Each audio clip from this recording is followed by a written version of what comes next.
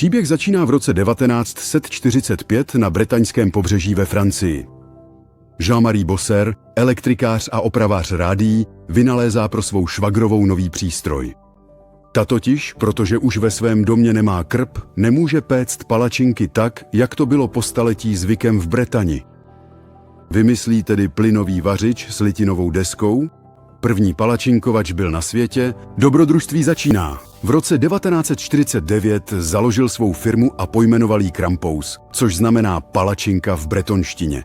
Dosáhl úspěchu, který brzy překročil hranice Bretaně. Již v roce 1961 palačinkovače překročili Atlantik a zamířili do Ameriky. Dnes společnost prodává širokou škálu kuchyňských zařízení ve více než 150 zemích. Palačinkovače Krampous jsou uznávány profesionály po celém světě pro svou spolehlivost, výkon, přesnost a robustnost. Během několika let si firma potvrdila svůj status světového lídra.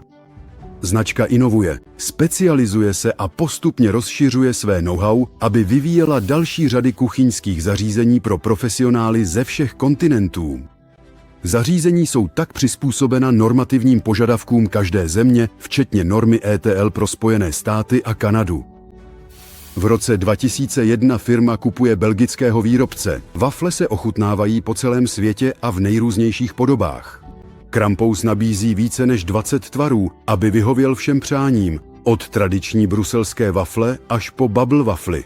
Tato řada slaví velký úspěch ve Francii i v zahraničí a stává se referencí na světovém trhu s profesionálními elektrickými waflovači nejvyšší třídy. Profesionální planči Krampous byly uvedeny na trh na začátku 21. století.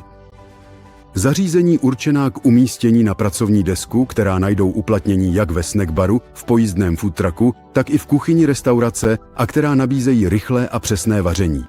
Díky 20 letům zkušeností na tomto trhu a pracovní skupině složené z restauratérů mohla společnost Krampous v roce 2025 vyvinout novou řadu založenou na zásadní inovaci, která usnadňuje údržbu.